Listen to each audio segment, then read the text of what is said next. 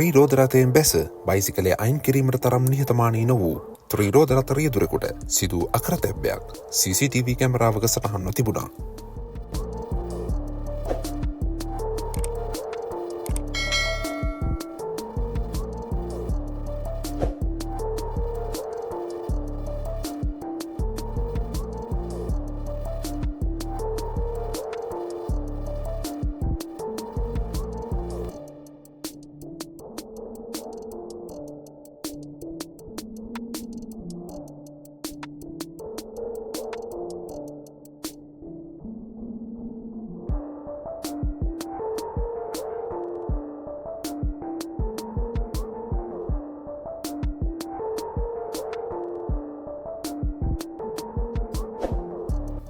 මේ අනතුරට වගකිව යුත්තේ කවුද? ඔබේ අදහස පහළ කමෙන්ට් සෙක්ෂන් එකේ පළ කරන්න.